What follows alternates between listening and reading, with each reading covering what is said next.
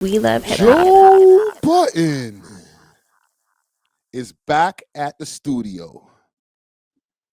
He beat his weird case, and now he's back around. So he was talking earlier on his podcast, the Joe Budden podcast. And what I will do is check in the background here on Twitter to make sure that I don't bump into any effery. But they're back at the old studio. For a second, they were at the Parks' old place, but now they're back at the studio. He got through his case. For the people who don't know about the case that Joe Budden had recently caught, he caught a lewd charges, or I don't, what is it? Lewd exposure charges or whatever. There's a video of him walking up to his neighbor's front door, trying to punch in the code, and he was bucket naked. He's trying to punch in the code. He tries to put it in a couple of times, and then he walks back across the hall to his own place and goes back to sleep. He let us know ahead of time that he got into a little bit of sleepwalking accident. However, we had to get our jokes off. We ain't going to act like we ain't going to get these jokes off, fam. Or more times. So he's going to explain it here. What I am going to do is I'm going to run a beat in the background courtesy of producer B3, because Joe Budden and the mans are not playing when it comes to the copyright shit. I played a clip from a Joe Budden podcast the other day, and they literally took that shit out.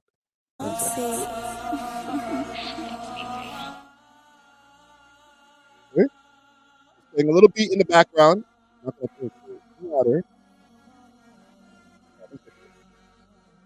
I tip my hat to that judge. She was fair, reasonable. That's all you can ask for. Like, heard all the testimony, was attentive. She wasn't on no bullshit.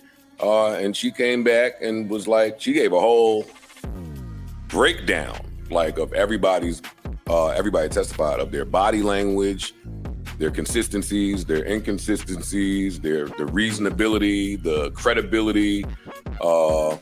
She did say I smirked a couple of times during the thing, but that lady was getting some bullshit off. Like lady. So I hit up a couple of smirks, but hold on. 1 second. My bad. So as you can see here, they're back in the studio, the white couches, they're back there in Jersey, in Edgewater, New Jersey. Just for a little bit more background on this too, because a lot of information came out about Joe Budden and his business dealings and behind the scenes of this whole podcast. He has a couple of apartments. I think I mentioned this in the last live or a few weeks ago before New Year's Eve type shit.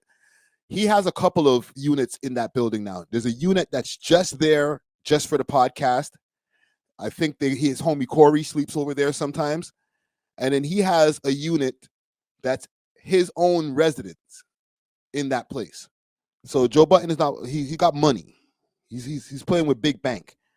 But a lot of people were trying to show support as far as them not being able to be there anymore. He was thanking a lot of people on the podcast earlier today, saying, people were offering them warehouses and different rental spaces and different places to go use. So salute to everybody who's been showing love.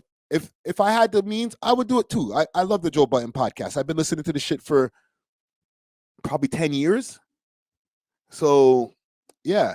If they needed a new spot and they couldn't use Park's crib, yeah, I'm glad that people were able to show support.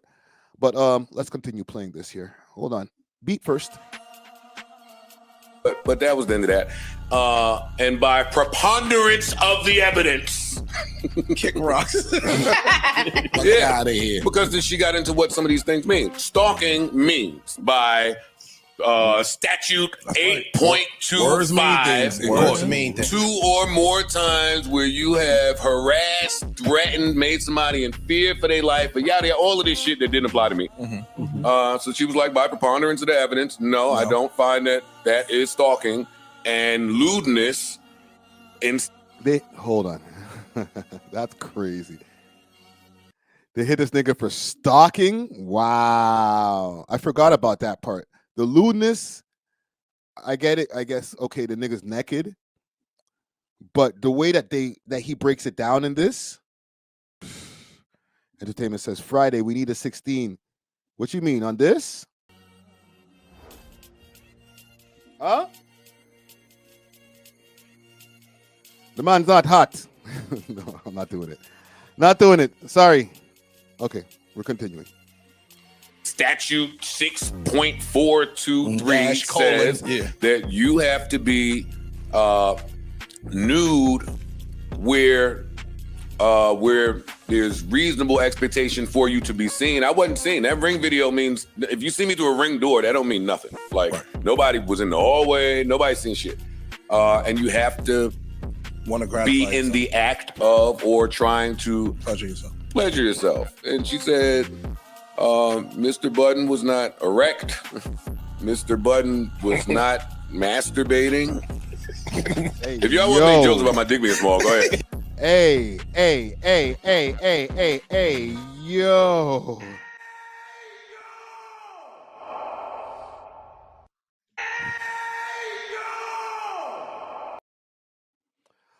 So, I think we get the gist here.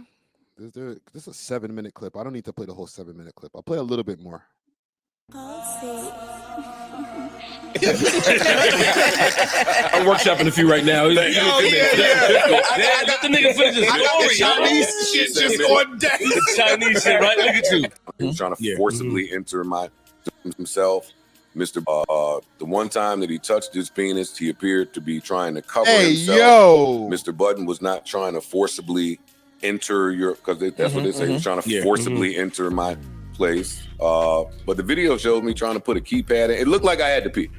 It looked like a 10-second video of me having to pee. She was like, he's shifting his weight from one leg to another leg as if he has to use the bathroom. He's not forcibly trying to enter. He was out there for a total of 9 seconds, and it is for that I find, it's over for that. So, holy, that's crazy. Brown Skin Dragon says Joe was shrimp fried rice.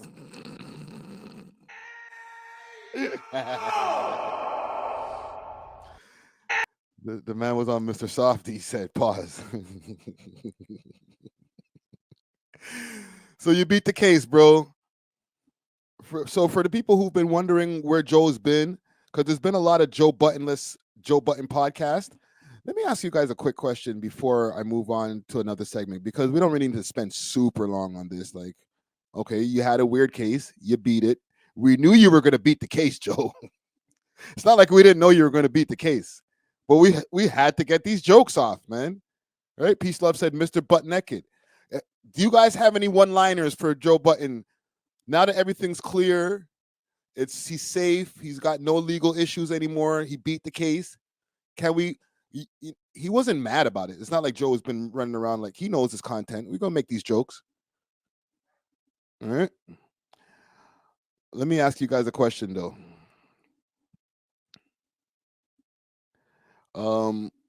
Because there was a bunch of podcast episodes that had no Joe Budden. And this, I guess, was an impromptu test run to see if the Joe Budden podcast could work sans Joe Budden. Let me ask you guys, do you like the podcast minus Joe? All right, comment gang strong. Because when Joe's not there, they have Queen's Flip as the lead mic. And respectfully to Queen's Flip, I like Queen's Flip as a content creator. And I also like him at moments on the podcast. I'm going to be really honest with you guys here. As somebody who's been listening to this podcast, I've been listening to it since it was called We'll Name This Podcast Later. Put it that way. All right. So I think I can speak on the pod with an educated opinion as somebody who's listened to every single episode from the birth of this podcast. So I've seen all the different iterations of the pod, whether it's Joe and Marissa Marty, when he used to just rag on her for whatever 2 hours straight, just calling her all kind of hoes. I seen when Rory first came onto the podcast, when he used to just sneak away and be there from work and just be on the and do his, I don't know, an hour of podcasting. I seen when Marissa got fired on Hot 97, or when she confronted him on Hot 97 about getting fired because he just didn't say shit to her. He just never text her. Okay. So I'm giving you guys some context of why I can give an opinion on the Joe Budden podcast and the way that it's been flowing over the years. Okay. Just like how people have been watching us from day one with me and PK Herc. There's a lot of people who've been watching, way more people who've been watching the Joe Budden podcast from day one. From Joe Budden, Rory and Mal, and then Rory and Mal leaving, and then Ish and Ice taking the seats. And then that was cool for a second, and then it's kind of started going, right? It started becoming the Uncle podcast, the Unk podcast. Y'all remember them times? Brown Skin Dragon says, before Park showed his face, facts. Parks never used to have a camera. And I'm going to show you guys how much of a day one that I am. I usually watch the Joe Budden podcast through reactions with y'all. I am a listener. I don't watch the video. I just listen to the audios on Spotify and shit. Today the audio was 4 hours and like 19 minutes. Because I know on YouTube or whatever, just as a creator, you're going to have to cut out a bunch of shit. You're going to have to cut out a bunch of music segments, all that stuff. So right there, I just listen to the audio, so I get everything. Somebody says something wild.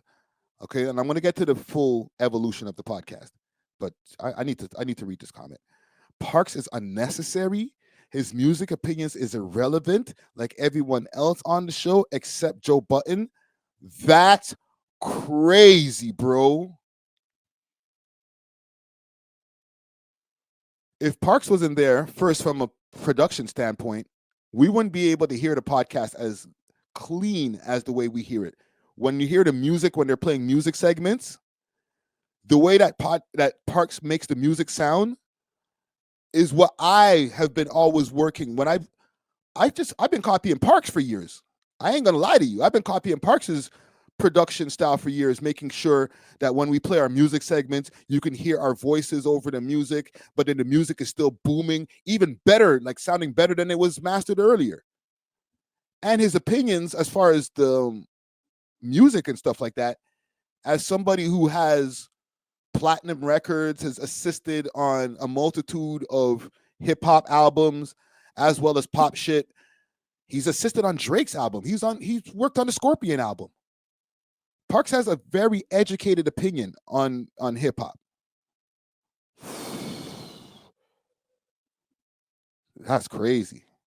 But anyhow, I just had to address that comment right there. That just blew my mind.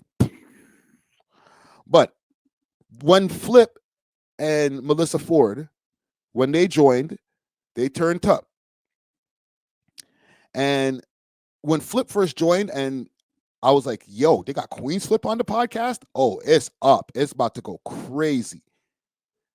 And it turned up. They started Improper Improv, Flip's own live streaming thing. And Joe Budden never live streamed on his channel ever. So when Queen's Flip came through and started bringing his creative aspects to it, I was like, yeah, this is good shit. But now over the years, they've had their share of stuff where I start getting over like, okay, enough on Melissa Ford. Before they used to be like too much on Mel, when everybody used to dogpile on Melissa Ford and start talking shit about her love life and stuff like that. But now I'm like, all right, bro, okay, anybody bring up this chick's love life, I might have to like press the 15-second button. I don't want to hear it. Every time Queen's Flip starts to be, I want to pocket watch you, or let's talk about the contracts. I'm like, all right, enough. Get to a topic. I don't care about your contract, Queen's Flip. Enough. So when Joe wasn't showing up for whatever legal issues that he was dealing with, I was like, bro, no Joe. You're listening in the beginning, early first 10, 30 seconds of the podcast, like when everybody's voices start coming into the microphone, pause. You're like, yo, I hear Parks. I hear Flip yelling. I hear I hear Melissa Ford. I don't hear Joe. And then I hear Flip start, okay, let's introduce the shit. And I'm like, shit. Joe's not there. And I'm like, I'll listen to it because I'm a loyal listener. But I don't know if I enjoyed it as much. There was a couple of episodes without Joe. I'll say one episode. I don't want to say sometimes I try to tiptoe around shit. F that shit. There was one episode out of, let's say, 6 episodes that these guys did on their own without Joe, where I was like, all right, this is acceptable. Y'all had a good pod minus Joe. But without Joe Budden, I ain't trying to hear this shit, bro. I'm sorry, guys. I know Joe's trying to do his thing, and he's trying to maybe get us ready for maybe a Queen's Flip and Melissa Ford podcast, or Ish and Melissa, or, just some Imani and somebody. Like, nah, B. If Joe ain't there, I ain't watching. That's just me. Y'all don't have to, you don't have to have my opinion. But if Joe ain't there, to be honest, Joe, don't get into any more legal troubles, bro. Or if you go on vacation, just tell these niggas, yo, we're all on vacation. I ain't trying to hear the shit without Joe, bro. Real shit. Well, salute to Joe Budden. Okay. I'm glad you beat the case. All right. You can give him a round of applause. Round of applause. Round of applause. Where's my rounds of applause?